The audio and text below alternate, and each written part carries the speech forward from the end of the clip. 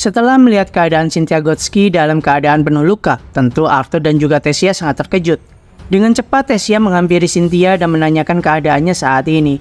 Namun di sini Cynthia berkata pada murid-murid tercintanya jika dia saat ini baik-baik saja.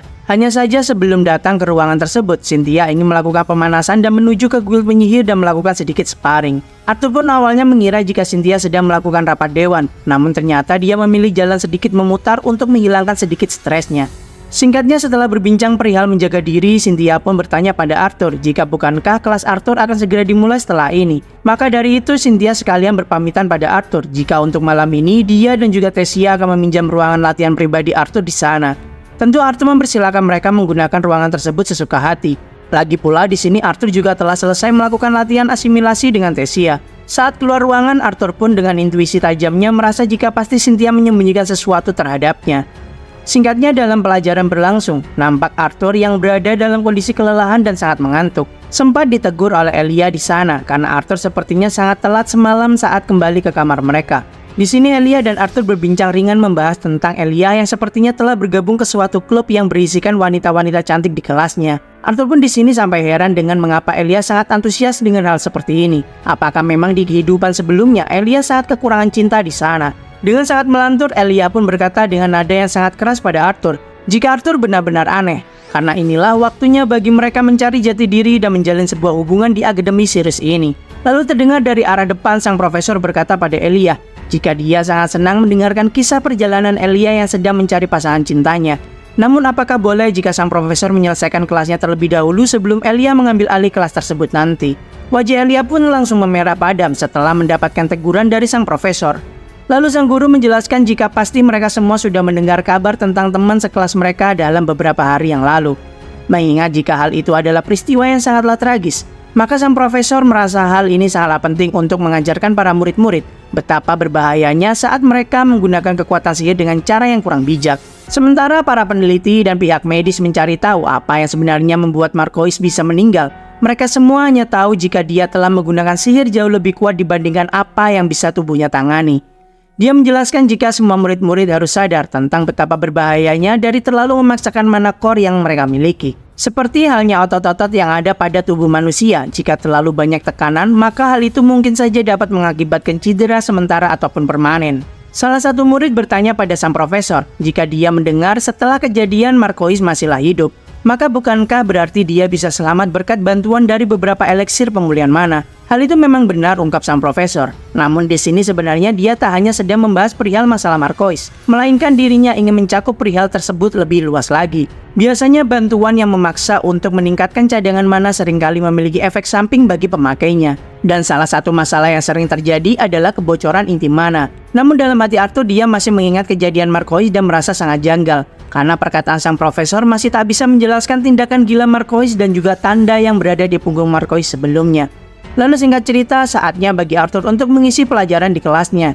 Karena memang sebelumnya tak ada satupun murid yang mendekati apa yang didemonstrasikan olehnya, maka Arthur pun di sini memulai kelasnya dengan memberikan sedikit petunjuk di sana. Arthur memanggil salah satu murid yang bernama Lester di sana. Dia adalah murid yang sempat menantang Arthur sebelumnya. Di sini Arthur meminta semua murid membayangkan jika Arthur sedang melawan Lester yang sangat kuat ini. Dan di sini Arthur takut untuk mendekati Lester karena hawa intimidasi darinya yang sangatlah kuat. Maka dari itu, Arthur pun memilih untuk menyerang dengan sihir jarak jauh sebagai gantinya. Sambil Arthur meremas sebuah kertas di sana, dia pun berkata, jika Arthur sudah menyiapkan sebuah mantra biasa tersebut untuk menyerang Lester saat itu. Lalu setelah itu, Arthur membuat sebuah perantara dari kertas yang sama dan kembali meniupkan kepalan kertas yang sama pada Lester. Tenaga dari lontaran kertas itu pun sedikit memiliki perbedaan kekuatan. Di tempat lain nampaklah Lesses Byron dan juga Lesses Alea sedang duduk di suatu ruangan. Alea yang sangat penasaran bertanya pada Byron mengapa Lesses Fare memanggil mereka untuk berkumpul di sana. Byron menyampaikan jika kemungkinan hal ini berkaitan dengan beberapa hal yang ditemukan saat melakukan investigasi di dungeon yang berada di wilayah pinggiran Beast Glades. Lalu tibalah Lesses Fare di tempat tersebut, dan karena hanya mereka bertiga saja yang ada di tempat tersebut, maka formalitas pun bisa mereka lewati dan bisa langsung ke inti permasalahannya. Lesses Fare pun mengatakan alasan mengapa mereka menarik Alea dalam misi penugasan di Elenoir bersama Lesses Aya. Hal itu karena mereka baru saja menemukan jejak misterius di level terdalam dari beberapa dungeon yang telah diselidiki. Hal itu adalah jejak dari penyihir yang bukan dari benua di Zatan ini. Alea pun terkejut dan merasa penasaran, mengapa bisa ada penyihir dari benua lain jika saja benua lain baru saja ditemukan baru-baru ini. Byron memberikan alasan yang masuk akal, jika meski kita semua baru mengetahui mereka, bukan berarti mereka juga baru mengetahui keberadaan kita. Byron pun menanyakan perihal bukti yang dia temukan sebelumnya pada Leses Farai, dan ternyata potongan kain yang dia temukan sebelumnya itu terbuat dari serat mana bis yang bahkan belum pernah mereka temukan sebelumnya. Dan bisa mereka asumsikan jika bis tersebut bukanlah dari benua di Zaden mereka ini. Pada intinya, Alea dipanggil ke tempat tersebut karena memiliki tugas dan misi lain. Leses Farai pun mengeluarkan sebuah map peta yang cukup detail. Leses Farai pun menjelaskan jika ada sedikit kejanggalan yang terjadi, karena beberapa mana bis berada di tempat yang jauh dari habitatnya. Memang hal ini belum bisa dipastikan ada kaitannya atau tidak dengan penyihir dari benua lain. Namun timing kejanggalan tersebut sangatlah bertepatan dengan keanehan yang satu persatu mereka temukan saat ini. Byron pun akan fokus terhadap penyelidikannya ke titik terdalam dungeon yang saat ini dia selidiki. Dia tak ingin mana bis berbahaya akan terus menggali dan mendekati wilayah dungeon tingkat rendah di daerah sapi nantinya. Leses Farai pun menyetujui hal tersebut dan berkata pula pada Leses Alea untuk menunggu Leses Mika yang sebentar lagi menyelesaikan misinya. Setelah itu mereka berdua bisa ditugaskan bersama untuk menjaga keamanan tetap terjaga. Namun Alea dengan sangat yakin menyampaikan sedikit ketidaksetujuannya tentang pendapat Leses Farai. Karena menurut Leses Alea, semakin mereka mengulur waktu untuk menginvestigasi hal tersebut, maka semakin berbahaya pula nanti keadaannya untuk para petualang dan juga para siswa saat memasuki dungeon itu. Maka dari itu Leses Alea pun berniat untuk segera memulai penyelidikannya sendirian saja saat ini. Pagi hari pun telah tiba. Nampak Arthur yang masih merasakan kantuk pun memasuki ruangan komite kedisiplinan di sana. Hal yang sangat mengejutkan pun terjadi. Curtis terlihat terbang setelah terlempar cukup keras di sana. Dan terlihat Caitlin membantu kakaknya dengan membuat dinding es untuk menghentikan laju dari Curtis kala itu. Namun hal itu sempat membuat Arthur keheranan dengan apakah Caitlin yang sedang bekerja sama dengan kakaknya atau malah sebaliknya. Karena Curtis terlihat seperti malah kesakitan setelah terbentur ke dinding es buatan Caitlin. Dari atas nampak Theo yang menyerang Curtis dengan sihir gravitasinya. Dengan sangat kuat, Curtis pun seperti ditekan ke tanah saat itu juga. Dalam hati Arthur dia masih penasaran dan sulit memahami tentang bagaimana cara menggunakan sihir gravitasi. Di sisi lain, Curtis terlihat melepaskan pedang yang dia genggam saat ini. Dan dengan cepat, ternyata pedang Curtis dapat menyemburkan sebuah sihir ledakan api yang cukup kuat ke arah Theo di sana. Theo sempat terkejut dan mengambil sedikit jarak untuk menghindari serangan menarik itu. Di saat keadaan semakin memanas di sana, tiba-tiba sparring mereka pun terhenti dengan tali-tali baja yang diciptakan oleh sihir milik Kay di sana. Kay sebenarnya tak ingin menyela pertarungan mereka berdua, namun dia hanya menuruti perintah Claire saat ini. Kembali lagi dalam hati Arthur merasakan jika sihir dengan elemen logam sangatlah sulit untuk dia pahami cara kerjanya. Dia heran bagaimana cara Kay dapat mengendalikan benang-benang baja tersebut sesuai keinginannya. Lalu akhirnya, karena semua sudah berkumpul di sana, maka Claire pun akan segera memulai rapat mereka. Di sini Claire menyampaikan jika Arthur, Curtis, dan dirinya tak akan berada di sekolah untuk beberapa waktu. Karena mereka bertiga akan melakukan perjalanan untuk melakukan pelatihan penyerbuan dungeon dalam beberapa hari ke depan. Lalu di sini Claire pun akan mengatur ulang rute patroli mereka dan juga rekan-rekan yang akan membantu komite kedisiplinan saat mereka bertiga sedang absen. Claire pun menanyakan jika adakah dari semua anggota yang ingin mengajukan tambahan jam patroli. Dan anehnya di sini, Kay pun mengajukan diri dengan alasan dia tak memiliki teman lain untuk diajak bermain. Ferit pun juga tak mau kalah dan mengajukan diri untuk menambah jam patroli dengan alasan yang sama. Lalu Dora pun juga mengacungkan tangan, meski sebenarnya itu adalah ulah Kay yang mengendalikan tangan Dora menggunakan sihir benang baja miliknya. Karena semua urusan sudah selesai, pergilah mereka semua dan melanjutkan aktivitas mereka masing-masing. Sebelum pergi, Ferit pun sempat memberitahukan Arthur jika memang Arthur membutuhkan saran tentang penyerbuan dungeon, dia bisa meminta saran padanya karena di perjalanannya dulu saat latihan penyerbuan dungeon, Ferit pun mendapatkan nilai yang cukup memuaskan. Hal yang tak diketahui Ferit saat ini adalah dia menyombongkan diri tentang pengalaman penyerbuan dungeon ke mantan petualang kelas A seperti Arthur. Namun dengan nada datarnya, Caitlin pun berkata, mengapa Ferit berkata sok jago seperti itu? Sedangkan Caitlin bahkan pernah melihat makanan siang Ferit yang pernah dicuri oleh hewan pengerat saat itu. Saat ingin meninggalkan ruangan, Arthur sempat bertanya pada Claire tentang sihir apa yang digunakan oleh Kay saat ini. Karena Arthur tak bisa merasakan sebuah atribut dari sihir yang digunakan oleh Kay. Claire pun menyampaikan jika Kay cukup tertutup tentang masalah tersebut. Yang Claire tahu adalah kawat logam yang digunakan Kay saat ini memanglah cukup spesial. Mungkin saja kawat tersebut memiliki kemampuan untuk menyembunyikan atribut Kay itu sendiri. Tiba-tiba di sini Kay pun merangkul Arthur dan bertanya jika apakah Arthur mulai tertarik dengan kemampuan yang dimilikinya. Arthur pun berkata jika dia memang sedikit tertarik dan meminta pada Kay di sana. Jika apakah dia bisa menjelaskan tentang cara kerja sihir Kay kepadanya sehingga dapat mengendalikan tali-tali logam tersebut sesuai keinginannya. Dengan wajah yang sangat misterius, Kay pun berkata jika dia bisa saja memberitahukan Arthur saat ini. Namun setelah itu dia harus membunuh Arthur setelahnya. Merasa itu sebuah ancaman yang nyata, maka Arthur pun siap untuk meladeninya. Namun perdebatan mereka berdua pun dihentikan oleh Claire saat itu juga di sana. Di ruangan latihan khusus milik Arthur di sana, terlihatlah Elia mencoba beberapa sihir-sihir yang dia kuasai saat ini. Dia mencoba segala jenis-jenis sihir baru yang terlihat keren menurutnya. Di sini Arthur paham tujuan Elia saat ini yaitu untuk menunjukkan sihir yang hebat pada para gadis-gadis yang dia dekati saat ini. Pada intinya Elia ingin terlihat populer di kalangan para gadis yang ada di Akademi Sirius ini. Mengetahui hal tersebut, maka Arthur pun memberikan pedang kayu pada Elia saat itu juga. Karena meski Elia adalah seorang conjurer, namun tetap saja penting bagi Elia mempelajari dasar-dasar dari pertarungan jarak dekat. Dan Elia pasti tahu jika itu semua untuk menunjukkan betapa hebatnya kau di mata para gadis-gadis. Mendengar Arthur yang mengejeknya, dengan cepat Elia pun maju dan mencoba menyerang Arthur dengan segala kemampuan yang Elia miliki. Arthur merasa meski sedikit namun Elia memang memiliki kemampuan berpedang yang cukup hebat. Dalam hati Arthur pun memikirkan tentang kuda-kuda Elia yang cukup rapi, langkah kaki yang stabil dan juga sangat seimbang.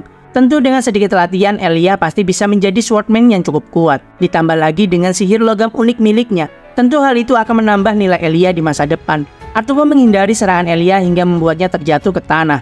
Dengan sedikit saran, Arthur pun berkata jika Elia harus bersabar dan tak boleh kehilangan kesabaran saat ingin menyerang. Sambil mengulurkan tangannya pada Elia, Arthur pun memuji kemampuan sahabatnya tersebut. Di saat akan menyambut uluran tangan Arthur di sana, tiba-tiba Elia melihat bayangan sosok dari balik bayangan Arthur. Seakan-akan dia mengingat sesuatu yang sangat menyakitkan bagi kepalanya saat mengingat hal tersebut. Arthur pun dengan sangat panik bertanya keadaan Elia yang terlihat seperti mengingat suatu hal dan sangat kesakitan di sana. Dalam pikiran Elia, dia merasakan perasaan yang sangat marah dan juga emosi setelah melihat sosok yang muncul dari balik bayangan sosok Arthur sebelumnya. Dia sangat heran mengapa dia merasakan perasaan emosi yang sangat meluap-luap dari dalam dirinya pada Arthur. Sedangkan Arthur sendiri sebenarnya tak melakukan hal aneh apapun terhadapnya saat ini. Di saat Arthur ingin membawa Elia ke ruang medis, dengan cepat Elia pun menepis bantuan Arthur dan beranjak pergi sambil berkata jika dia baik-baik saja saat ini.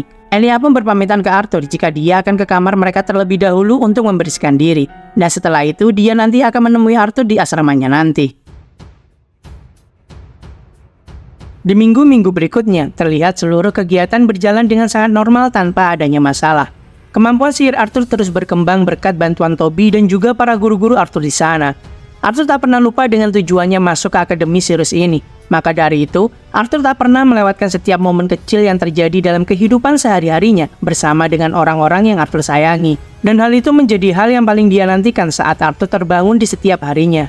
Arthur pun terlihat menceritakan beberapa hal yang dialami saat mengajar murid-muridnya di kelas. Namun Elia terlihat melamun dan tak mendengarkan cerita Arthur kala itu. Di sini Arthur mulai khawatir dengan keadaan Elia yang sepertinya kurang sehat dan tak fokus beberapa hari terakhir. Namun Elia berdalih jika dia hanya kepikiran tentang ujian yang akan datang menghampiri mereka tak lama lagi. Tak lupa Elia mengingatkan Arthur yang sepertinya akan melakukan praktek penyerbuan dungeon di kelas Profesor Glory. Dia berpesan pada Arthur untuk tak terlalu berlebihan saat melakukan tes tersebut nanti. Elia pun berpamitan pergi terlebih dahulu dan akan menemui Arthur nanti.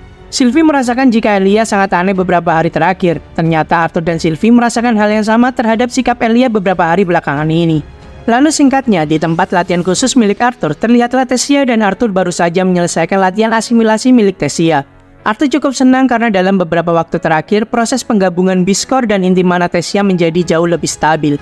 Dengan nada percaya dirinya, Tessia percaya jika dia akan menjadi sangat kuat nanti. Namun karena Tessia terlalu percaya diri, tentu dengan cepat Arthur menegur Tessia dengan cara menyentil dahinya saat itu. Arthur mengingatkan Tessia untuk tak terlalu besar kepala karena proses penggabungan kekuatan Tessia saat ini masih berada di fase setengah perjalanan. Tessia pun membahas perihal Arthur yang akan pergi melakukan tes praktek penyerbuan dungeon di kelas Profesor Glory beberapa hari ke depan. Arthur di sini menenangkan Tessia untuk tak mengkhawatirkannya karena memang Arthur lebih hebat daripada yang semua orang kira. Dia bisa saja melepaskan segel dua elemen miliknya dan mengeluarkan seluruh kemampuannya. Arthur meminta Tessia untuk lebih giat lagi dalam latihannya. Tessia pun merasa kesal karena dia diperlakukan seperti bayi oleh Arthur, yang padahal dia sebenarnya lebih tua umurnya daripada Arthur saat ini. Dengan memperagakan gestur Tesia saat ditolong Arthur di masa lalu, hal itu membuat wajah Tesia memerah dan sangat malu dengan tindakannya tersebut. Tanpa pikir panjang, Tesia pun menyerang Arthur hingga Arthur berada di posisi terkunci oleh tubuh Tesia yang berada di atas Arthur saat ini. Dalam pergelutan dan juga candaan mereka berdua di sana, tiba-tiba terdengar suara yang sangat familiar berkata pada Arthur dan juga Tesia saat itu, jika dia memang menginginkan mereka berdua menjadi lebih dekat. Namun dia tak menyangka akan melihat pemandangan seperti ini dengan mata kepalanya sendiri. Dengan senyum penuh selidiknya, kakek Virion pun melihat kemesraan cucunya dan juga muridnya tersebut. Seketika Tesia sadar jika dia saat ini berada di atas tubuh Arthur di sana. Wajahnya memerah karena merasa sangat malu dengan hal yang telah dia lakukan saat ini. Arthur pun menanyakan mengapa kakek Virion berada di tempat tersebut, karena Arthur pikir saat ini gurunya tersebut sedang terjebak di rapat dewan yang sangat penting. Dengan adanya sedikit menggoda, kakek Virion pun berkata jika dia hanya penasaran dengan perkembangan cucu tercintanya tersebut. Tesia yang masih diliputi dengan perasaan malu yang sangat besar mencoba melampiaskan hal tersebut kepada kakeknya saat ini. Virion mengkhawatirkan keadaan Tesia karena perjalanan Arthur akan dilakukan esok hari. Bisa saja keadaan intimana Tesia memburuk dan menyebabkan masalah lagi. Jadi sebenarnya Virion ingin Cynthia untuk menjaga Tesia saat ini. Namun Cynthia saat ini tidak berada di akademi dan memiliki urusan lain. Maka dari itu, kakek Virion pun meminta Arthur untuk bersama Tesia sementara sampai perjalanan Arthur esok hari. Memang hal tersebut tak masalah bagi Arthur, namun di sini Arthur sudah berjanji untuk pulang dan mengunjungi keluarganya malam ini. Hal ini bertujuan untuk Arthur menghabiskan waktu bersama keluarganya sebelum perjalanannya dimulai. Dengan gampangnya Virion pun berkata jika masalah itu sangatlah gampang untuk diselesaikan. Arthur yang tahu Virion telah merencanakan hal yang sangat licik di sana bersikeras tak akan membawa Tesia pulang bersamanya. Karena pasti respon orang tuanya akan menjadi sangat heboh nantinya. Namun apalah daya, pada akhirnya mereka berdua pun sudah berada di depan pintu kediaman keluarga Elestia saat ini. Tiba-tiba pintu pun terbuka dan ternyata di sini Alice, Ellie dan juga Ray pun sudah siap menyambut mereka berdua dengan sangat hangatnya. Arthur awalnya keheranan bagaimana bisa mereka tahu jika Tesia akan ikut bersama Arthur. Ternyata Alice dan Ray hanya menduganya saja setelah banyak sekali hadiah-hadiah yang dikirimkan pada mereka oleh Tesia. Tesia pun disambut dengan hangat oleh keluarga Arthur di sana, dan betapa senangnya Arthur dapat melihat kebahagiaan tersebut dengan matanya sendiri sebelum dirinya akan melakukan perjalanan setelah ini. Di tempat lain terlihat Lenses Alea terus menginvestigasi goa yang begitu gelap di sana. Dia merasa memang mana bis yang muncul di tempat tersebut menunjukkan sebuah anomali yang tak biasa. Dengan menggunakan skill deteksi miliknya, membuat Lenses Alea menyadari betapa rumitnya terowongan yang ada di goa tersebut saat ini. Setelah beberapa saat memikirkan jalan yang mana yang harus diambil, akhirnya dengan cepat Lenses Alea pun bergegas maju sampai pada akhirnya dia bertemu dengan manabis yang sangatlah berbahaya. Manabis tersebut adalah ular Hades yang memiliki dua kepala bercabang di satu tubuh. Namun yang aneh di sini adalah ciri-ciri yang terdapat pada manabis itu sangatlah berbeda dengan ular Hades pada umumnya. Akhirnya Lenses Alea pun melaporkan penemuan tersebut menggunakan alat komunikasi khususnya kepada Lenses Farai. Setelah mendengar laporan dan asumsi Lenses Alea tentang monster yang ada di hadapannya, maka Lenses Farai pun memerintahkan 50 penyihir bantuan untuk segera berteleport ke mulut goa tersebut. Lenses Farai meminta Lenses Alea untuk bersabar dan menunggu bantuan yang datang terlebih dahulu. Di kediaman keluarga Elestia, terlihat mereka semua telah selesai makan malam bersama. Vincent yang mabuk pun dibantu untuk berpindah tempat ke sofa yang lebih nyaman. Lilia merasa sangat malu setelah melihat ayahnya yang menceritakan hal-hal tentang dirinya di saat sedang mabuk. Lalu ketika Lilia sedang berusaha membuat ayahnya diam dan tak berbicara hal-hal memalukan lainnya, di sini pun Lilia menanyakan keberadaan Putri Tesia pada Arthur. Arthur pun berkata jika saat ini Tesia sedang mencari angin segar. Maka dari itu ibunya yaitu Alice menyusulnya supaya Tesia tak tersesat nanti saat kembali. Arthur pun bertanya pada Ray jika apakah dia akan membawa Ellie ke kamarnya. Namun Ray pun berpikir jika ini adalah waktu yang sangat tepat bagi Arthur mengantarkan adiknya tidur ke kamarnya sekalian berpamitan pada Ellie. Di tempat lain Alice pun berbincang dengan Tesia saat ini. Alice pun sangat berterima kasih karena seorang putri seperti Tesia mau berkunjung dan bertemu dengan keluarga Arthur. Tesia pun berkata jika dia juga sangat senang bisa bertemu dengan Ellie dan juga ayah Arthur hari ini. Bercandalah mereka berdua dengan sangat santainya di sana. Sampai pada suatu titik Tesia pun bertanya pada ibu Arthur, jika apakah sang ibu khawatir tentang kepergian Arthur esok hari saat melakukan perjalanan ke dalam dungeon. Sebagai seorang ibu tentu Alice berkata jika dia sangatlah khawatir. Tesia pun di sini sangatlah heran dengan jawaban sang ibu Arthur. Karena mengapa dirinya sangat khawatir pada sosok Arthur yang notabene sangatlah kuat saat ini.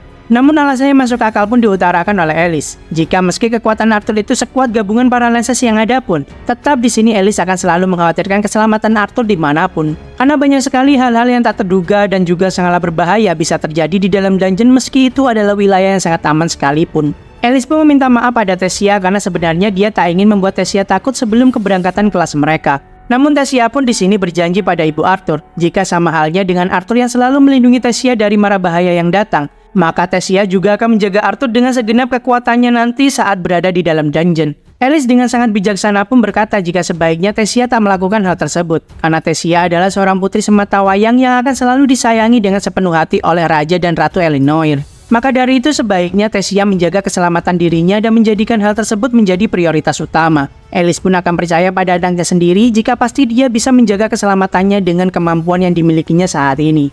Alice pun merasa jika hawa di luar saat ini mulai terasa sangat dingin. Maka dari itu dia mengajak Tessia untuk segera masuk ke dalam rumah dan segera beristirahat. Namun di sini Tessia pun berkata jika dia masih ingin di luar sebentar untuk menikmati indahnya malam saat ini. Maka Alice pun meninggalkan Tessia masuk ke dalam rumah sendirian saat itu. Di kamar Ellie terlihat jika dia saat ini diantarkan kakaknya untuk segera beristirahat. Lalu Ellie pun terbangun saat ini dan bertanya pada kakaknya, jika apakah kakaknya akan pergi meninggalkan dirinya lagi, dan apakah kakaknya tak bisa tinggal lebih lama lagi untuk saat ini. Arthur pun menyampaikan jika dia akan berangkat esok pagi dan setelah perjalanan penyerbuan dungeon tersebut selesai, maka Arthur akan berkunjung selama sepekan nanti. Ellie yang cukup tenang dengan janji yang diucapkan oleh kakaknya pun meminta pada Arthur saat ini untuk menceritakan beberapa kisah hebatnya supaya Ellie dapat tertidur dengan nyenyak. Arthur awalnya sedikit menolak karena dia harus bangun lebih awal esok hari. Namun Ellie di sini terlihat cemberut dan memaksa di sana. Maka mau tak mau Arthur pun akhirnya menceritakan beberapa kisahnya. Terutama perjalanan Arthur saat bisa menjadi seorang profesor setelah mengajar seorang guru yang memiliki perilaku yang kurang baik. Hal itu juga dilakukan oleh Arthur karena Putri Catelyn dalam bahaya sebelumnya.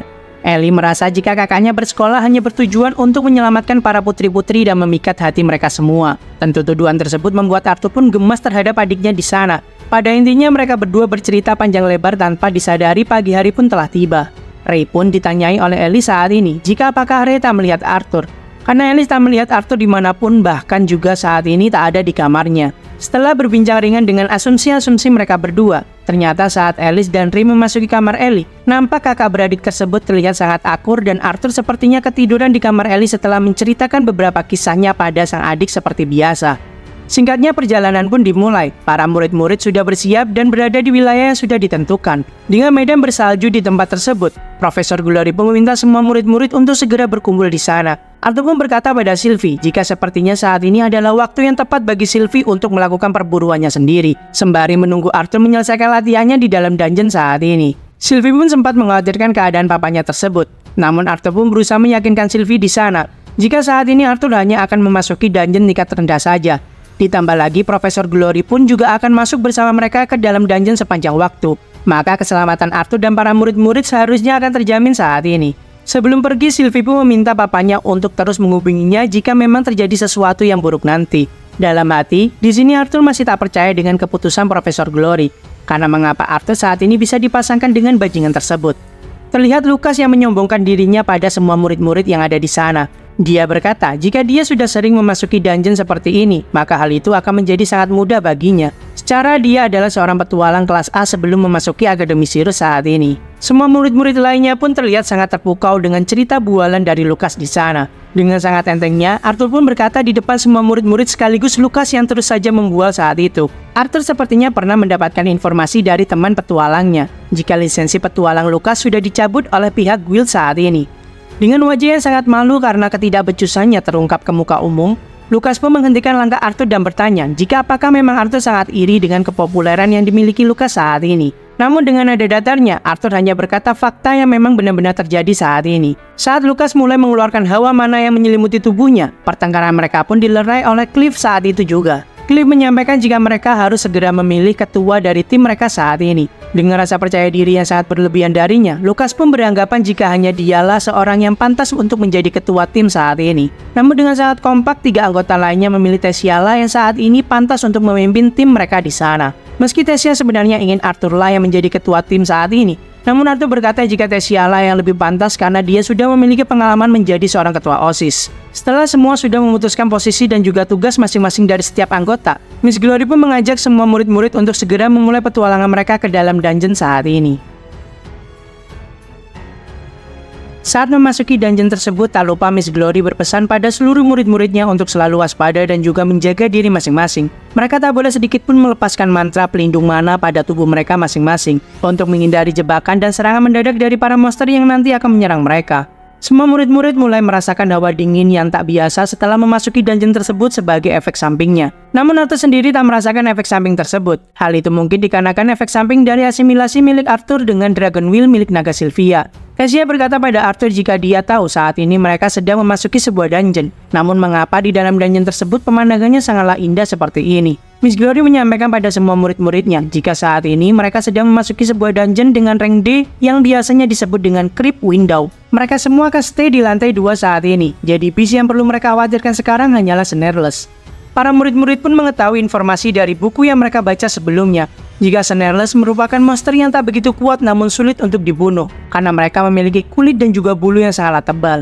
Curtis mendengar kabar jika meski di lantai 1, beberapa kelompok monster tersebut terkadang muncul untuk beberapa hari terakhir ini. Claire pun tak heran dengan hal tersebut, karena di sini Profesor Glory sudah memohon pada guild petualang untuk membatasi masuknya para petualang di dungeon ini, untuk kelancaran tes para murid-murid dari Akademi Sirus. Malah di sini akan sangat terlihat aneh jika mereka tak melihat satupun monster tersebut saat ini. Saat semakin dalam menyusuri lorong di dungeon tersebut, dalam hati Miss Glory merasa sangat gelisah saat ini, karena seharusnya mereka sudah bertemu dengan beberapa kelompok monster Snareless yang ada. Namun mengapa sampai saat ini mereka masih belum bertemu dengan satupun monster tersebut? Meski begitu, Miss Glory pun tetap meminta seluruh murid-muridnya untuk selalu bersiaga dan tak pernah lengah akan serangan yang mungkin saja tiba-tiba datang. Lucas pun hanya mengeluh seperti biasa, karena buat apa juga mereka ke tempat tersebut jika memang tak ada monster di sana.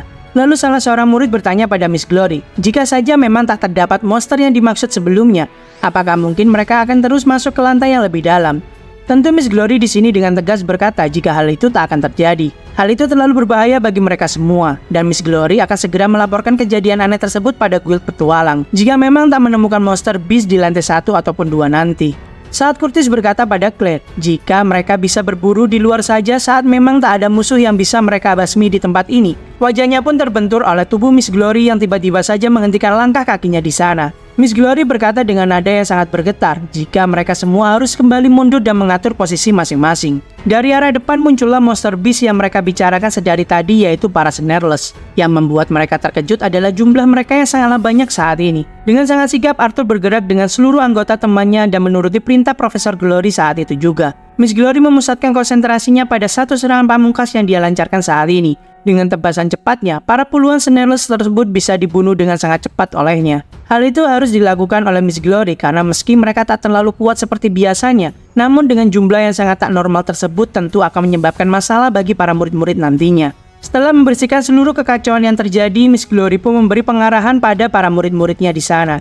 Jika meski para Snareless tak susah untuk diatasi, tapi perilakunya sangatlah meresahkan bagi kelompok pemula seperti mereka. Keselamatan semua orang adalah prioritas utama bagi Miss Glory saat ini. Dia ingin segera menyelesaikan keributan ini secepat mungkin. Belum selesai Miss Glory berbicara di sana, tiba-tiba meluncurlah peluru sihir api yang begitu cepat tepat melewati samping kepalanya. Lucas bertanya pada Miss Glory mengapa mereka harus kembali jika memang keadaan di sini sudah menjadi mulai menarik saat ini. Dengan nada yang sangat sombong, Lucas pun tak peduli dengan keselamatan yang dibicarakan Miss Glory. Karena menurutnya Snareless adalah musuh yang sangat mudah untuk dia basmi sendirian. Semua orang yang ada di tempat tersebut terpengaruh oleh perkataan Lucas. Mereka juga beranggapan jika pasti mereka bisa menghadapi para monster lemah yang ada di dungeon kelas D ini. Hal itu didukung juga oleh pernyataan Curtis jika mereka bisa mendapatkan pengalaman dari penjelajahan ini. Namun bagi Arthur sendiri ini adalah hal yang wajar bagi Miss Glory untuk khawatir. Apalagi dungeon ini berada dalam kondisi investigasi Paralysis saat ini.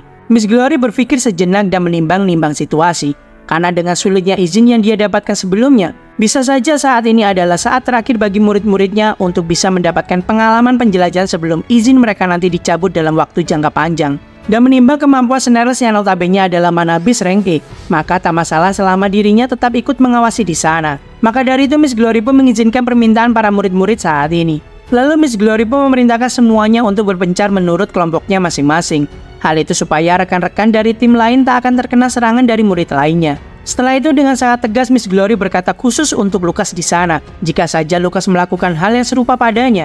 Dengan nada dan aura yang begitu mengancam, Miss Glory pun akan memastikan bahwa Lucas akan mendapatkan konsekuensi yang layak darinya nanti. Di tim yang dipimpin oleh Tesia saat ini, Tesia meminta Arthur untuk menjadi vanguard di garis depan, karena memang hanya Arthur lah yang memiliki kemampuan terbaik bertarung dalam jarak dekat saat ini di sana.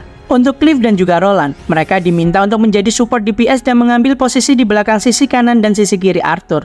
Mereka diminta untuk melindungi Arthur supaya tak terkena serangan yang muncul dari arah lain. Dan untuk Lucas sendiri, dia diperintahkan untuk berada di tengah dan menjadi main DPS. Namun belum selesai Tesia menjelaskan, Lucas pun melenggang pergi dan berkata, jika tak perlu formasi rumit untuk penelusuran sampah seperti ini.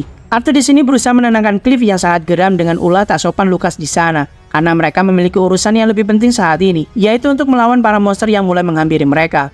Akhirnya mereka pun bersiap dengan seluruh persenjataan mereka. Lalu terlihat Roland yang panik setelah melihat salah satu monster yang akan menyerang Arthur dari belakang. Namun kekhawatiran Roland pun menghilang setelah melihat Arthur dengan sangat mudahnya menebas monster tersebut menjadi dua. Tim Arthur bekerja sama dengan sangat kompaknya membasmi para gerombolan menabis tersebut. Arthur yang berperan sebagai tank sekaligus penyerang awal di depan, dengan didukung Cliff dan juga Roland di belakangnya. Serangan-serangan mereka sangatlah efektif dengan ditambah damage area dari Lucas, membuat tim Arthur yang dipimpin oleh Tesia benar-benar memenuhi peran mereka masing-masing. Bahkan di saat Lucas terdesak dan akan diserang oleh salah satu monster yang tiba-tiba mendekatinya, Tesia pun dengan sigap menghentikan dan juga membasmi monster tersebut dengan skill elemen tumbuhan miliknya. Miss Glory merasa arus pertarungan sangatlah baik dan sesuai dengan latihan mereka sebelumnya saat di kelas. Namun pertempuran ini digunakan bukan untuk pertempuran jangka panjang, bahkan jumlah dari Snarless tak kunjung berkurang.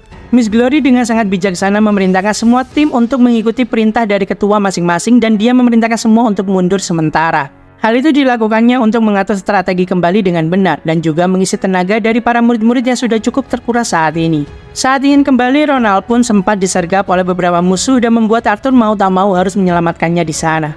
Arthur ingin mencoba teknik baru yang dia ciptakan meski sebelumnya belum pernah dia coba ke Toby. Namun Arthur ingin mencobanya langsung sekarang karena memang keadaan sangat mendesak saat ini. Dengan konsentrasi yang begitu dalam, Arthur pun memusatkan mana elemen anginnya pada satu tebasan yang akan dia keluarkan. Lalu dengan tebasan yang sangat kuat, Arthur pun melepaskan pedang balasnya dari sarungnya dan membuat gelombang yang begitu kuat, hingga membuat para monster-monster yang berada di atas Roland pun tumbang seketika. Namun karena teknik ini memang baru saja Arthur coba dan ditemukan, dampak buruk yang dia terima pun cukup fatal saat ini. Karena lengan Arthur terasa sedikit bergeser dari tempatnya setelah mengeluarkan gelombang tebasan yang sangat kuat di sana. Setelah menolong Roland yang sempat terdesak saat ini, tiba-tiba saja ledakan pun terjadi dari area lain. Lalu hal yang sangat mengejutkan pun terjadi karena muncul sekumpulan Snarless yang memiliki sayap di hadapan Profesor Glory saat ini. Keadaan saat ini benar-benar sangatlah tak menguntungkan bagi seluruh murid-murid yang ada di sana. Gelombang suara yang begitu kuat dikeluarkan oleh para Snarless bersayap tersebut. Lalu dalam hati Profesor Glory pun bertanya-tanya, dengan apa yang sedang dilakukan oleh Ratu Snarless di lantai yang tak seharusnya mereka muncul di sana. Karena ini situasi yang benar-benar darurat, maka Miss Glory pun harus turun tangan secara langsung. Dengan cepat dia menarik liontin yang ada pada lehernya, dan seketika berubah menjadi sebuah pedang saat itu. Dengan dua pedang yang digenggamnya, Profesor Glory pun berusaha menghadang para Ratu Snarless tersebut dengan seluruh kemampuannya. 200 Snarless yang ada di hadapan Miss Glory bersikeras untuk menyerang semua orang yang ada di hadapannya. Namun Miss Glory menghadang dengan tebasan kuat hingga membuat mereka mundur karena serangan tersebut. Tak mau membuang kesempatan, Miss Glory pun bergerak maju dengan sangat cepat dan melompat tinggi lalu menusuk salah satu Ratu Snarless itu. Miss Glory meminta pada Arthur dan juga seluruh murid-murid untuk membukakan jalan keluar bagi mereka. Dan untuk masalah Ratu Snarless, Miss Glory lah yang akan mengatasinya sendiri. Arthur pun setuju dengan perintah Miss Glory, karena memang mereka semua harus segera membereskan seluruh masalah ini secepat mungkin. Arthur melihat salah satu temannya yang bernama Delphine. Mengetahui jika Delphine memiliki skill yang diperlukan oleh mereka semua, Arthur pun meminta Delphine untuk segera mengikutinya. Tesia yang mengetahui niat Arthur pun berkata jika dia akan melindungi mereka berdua dari gangguan yang ada di sekitar. Arthur meminta Delphine untuk membukakan sebuah celah untuk mereka semua saat ini. Lalu dari belakang ada monster yang akan menyerang Delphine di sana. Namun dengan sangat cekatan Arthur pun membasmi monster itu dengan sangat mudahnya. Arthur meminta Delphine untuk tetap fokus terhadap perannya. Dan urusan perlindungan Arthur lah yang akan bertanggung jawab di sini. Delphine pun merapalkan mantra elemen tanahnya dan berusaha membukakan jalan. Dalam beberapa saat, Delphine pun sudah menyelesaikan tugasnya untuk membukakan jalan di sana. Lalu setelah itu, saat ini adalah tugas Arthur untuk menghancurkan bongkahan batu besar yang ada di depan mereka saat ini. Dengan mengumpulkan seluruh energi pada satu serangan yang difokuskan pada satu pukulan yang akan dilancarkan, Arthur pun berusaha menghancurkan tumpukan batu besar yang saat ini menghalangi jalan mereka semua. Namun ternyata setelah bekerja sama dengan Delphine di sana, pukulan kuat Arthur hanya berdampak sedikit saja pada bongkahan batu tersebut. Arthur berpikir jika mereka harus segera menyelesaikan masalah ini, karena jika tidak, mereka akan kehabisan waktu dan tenaga hanya untuk meladeni monster-monster berjumlah banyak tersebut. Lalu tiba-tiba Arthur mencium bau asap yang sangat menyengat dari para mayat-mayat monster di sana. Dia heran mengapa asap bisa menjadi semakin menebal di tempat ini. Ternyata setelah ditelusuri, asap tersebut berasal dari Lucas yang terus-menerus membakar seluruh monster-monster dengan membabi buta. Hal itu membuat asap menjadi membumbung tinggi dan berkumpul membuat persediaan oksigen mereka di ruangan tertutup ini semakin menipis. Arthur memerintahkan seluruh teman-temannya untuk berhenti menggunakan mantra api dan jika bisa mereka harus segera memadamkan api pada mayat-mayat monster yang ada, karena mereka bisa kehabisan oksigen dan berada dalam bahaya saat ini. Arthur pun memikirkan suatu cara yang efektif, karena mereka perlu serangan yang sangat kuat untuk menghancurkan tumpukan batu yang ada di depan mereka sesegera mungkin. Sylvie yang merasakan kegelisahan dari papanya pun bertanya melalui telepati. Di sini Arthur berkata jika mereka sedang terjebak di dalam dungeon karena pintu keluar mereka sudah tertutup oleh reruntuhan dinding. Maka Arthur meminta Sylvie untuk sesegera mungkin bergerak dan memberitahu apa yang sebenarnya terjadi di luar dungeon saat ini. Lalu Sylvie pun menuruti perintah Arthur dan sesegera mungkin bergegas pergi membantu papanya sekarang juga. Mendengar kata-kata membantu dari Sylvie membuat Arthur seketika mengingat momen Curtis yang mengeluarkan serangan bersama Grouder sebelumnya. Arthur meminta Curtis untuk segera mendekat padanya. Arthur bertanya apakah serangan spell word miliknya cukup kuat untuk dapat menghancurkan tumpukan batu yang menghalangi jalan mereka saat ini. Curtis pun berkata jika seharusnya bisa, namun dirinya saat ini kekurangan mana dan tak mampu mengeluarkan serangan tersebut. Belum selesai Curtis berbicara, Arthur pun meminta Curtis berbalik dan menyentuh punggungnya. Arthur meminta Curtis tetap fokus dan melakukan fase pertama dalam melakukan asimilasi dengan Grouder. Arthur juga meminta Delphine untuk berjaga sebentar dari serangan para Snarless. Arthur di sini mengawasi area sekitar, lalu dia pun melepaskan gelang penyegel atribut miliknya. Setelah itu dia berkonsentrasi dan memejamkan mata untuk fokus mentransfer sebagian mananya pada Curtis saat ini. Sihir pentransfer mana sudah hilang selama bertahun-tahun yang lalu. Bahkan jika memang seseorang dapat melakukan dan mempelajarinya, biasanya hanya mampu mentransfer mana yang memang sama dengan penyihir yang akan diberikan sebagian mana elemen tertentu tersebut. Namun karena di sini Arthur dapat memanipulasi keempat elemen, tentu hal itu bukanlah masalah yang sulit bagi dirinya saat ini. Meski Arthur belum dapat sepenuhnya menguasai teknik transfer mana ini, cara garis besar dia tahu cara kerjanya dan akan mencobanya pada Curtis saat ini. Dengan sangat kuat energi yang begitu besar masuk ke tubuh Curtis di sana, Curtis pun sadar jika kekuatannya mulai terisi kembali dan dia pasti bisa melakukan tugas yang dipercayakan Arthur padanya. Di sisi lain, Arthur merasa jika dia hari ini benar-benar sangatlah ceroboh dan banyak sekali membuat kesalahan. Dia sangat percaya diri dengan kekuatannya. Dan tanpa berpikir, hal buruk seperti ini bisa saja terjadi pada dungeon tingkat rendah sekalipun. Kekuatannya yang begitu besar saat berada di dunia ini, membuatnya sampai kehilangan akal sehat dan mengabaikan segala kemungkinan terburuk yang bisa terjadi. Arthur pun bertekad akan segera melakukan pelatihan gilanya, untuk segera mencapai inti mana core putihnya dan menjadi lebih kuat. Dia tak mau menjadi seorang beban dan menjadi sangat arogan seperti sekarang. Dengan lantang Curtis pun meminta semuanya untuk mundur sekarang juga. Dia pun segera mengeluarkan serangan pamungkasnya saat itu dengan sangat kuatnya. Akhirnya terbukalah sebuah celah besar untuk mereka segera kabur menyelamatkan diri dari situasi berbahaya ini. Arthur meminta semua untuk segera pergi dan membantu seluruh teman-temannya yang sedang kelelahan. Beralih ke Profesor Glory yang masih terus berusaha melawan Ratu Snarless di sana. Meski terlihat Miss Glory melawan dengan menggunakan kedua pedang magic yang sangat hebat, serta menggunakan teknik-teknik yang sangatlah luar biasa, Arthur pun menyadari dan merasa cukup heran saat ini, karena Miss Glory tetap terdorong secara perlahan-lahan ke belakang. Lalu Arthur di sini tak melihat Tessia mulai tadi, dari sekian banyaknya murid-murid yang berusaha menyelamatkan diri. Ternyata saat ini Tessia berdiri terdiam di satu titik setelah merasakan inti mana core-nya mulai bereaksi kembali dan memberikannya rasa sakit. Arthur pun akhirnya membantu Tessia untuk berjalan keluar dari dungeon. Arthur merasa sangat aneh mengapa bisa ada 200 Snarless di tempat tersebut, dan mereka hanyalah monster kelas B saja. Seharusnya ini menjadi pertarungan yang sangat mudah bagi Profesor Glory yang notabene adalah petualang kelas A. Namun ada suatu hal yang aneh dan juga janggal terjadi di sini. Intuisi tajam milik Arthur pun mulai bereaksi atas situasi tak normal yang terjadi saat ini. Tiba-tiba tanah dan juga seisi gua pun bergetar. Seketika Arthur menoleh ke arah Profesor Glory di sana. Mata Arthur pun terbelalak seakan benar-benar sangat tak percaya dengan apa yang sudah dia lihat saat ini. Bahkan Miss Glory pun juga hanya berlutut seakan tak percaya, karena Ratu Snarless yang dilawan oleh Miss Glory tewas di tangan monster yang terlihat lebih mengerikan lagi di sana.